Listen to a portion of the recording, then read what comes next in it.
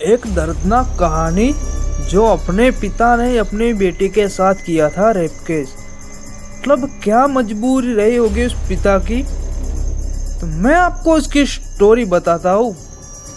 जब 22 साल का लड़का था, 22 साल की उम्र में उस लड़के की शादी हो जाती है।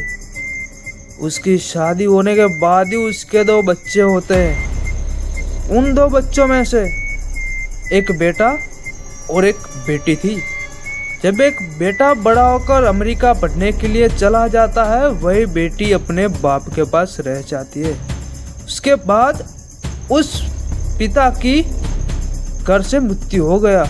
उसके 2 साल बाद ठीक वही पिता वो बेड पर सो रहा था। बेड पर सोते सोते उसके मन में खराब से विचार आए। तभी उसकी बेटी को उसने कमरे में बुलाया, गंदी गंदी बातें की। उस बेटी के होश उड़ गए कि पापा आप ये क्या बात कर रहे हो। मतलब कि छक्के छूट गए उस बेटी के।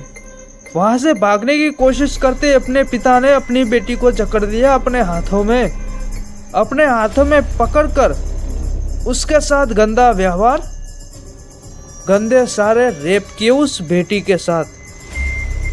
बेटी की जिंदगी खराब हो गई। बेटी रोते रोते अपनी माँ को याद करने लगी। उसके बाद बेटी भागती हुई गई पुलिस स्टेशन। जहाँ पुलिस स्टेशन में उसने केस किया और उसके पिता को जेल के अंदर डलवाया। उसके पिता जब भी जेल में थे, यही सारी खबर कहाँ पहुँचती है, वैसे ही जहाँ अमेरिका पढ़ रहा उसके बेटे के पास पहुँचती है। उसका बेटा जैसे तैसे भागकर घर आ गया। घर आते देखते उसका घर उसके नर्कलोक का दरवाज़ा दिखाई लगने लगा कि ये नर्कलोक का दरवाज़ा है। चुपचाप रहा, अपने फादर की, अपने बाप की जेल से बाहर आने का इंतज़ार किया। जैसे ही वो जेल से बाहर आते उनका मर्डर कर डाला। अपने ही बेटे ने अपने बाप का मर्डर कर दिया। उस नन्ही सी प्यारी सी मासूम सी उसकी छोटी बहन का बदला लिया उसके बाप से, और अपनी बहन की एक अच्छे से घर में जाके शादी करवा देता है। शादी करवा के उसकी नई जिंदगी की शुरुआत करता है। उसके बाद यही सब पता चलते ही पुलिस ने अपने हाथों में उस लड़के को जकड़ लिया।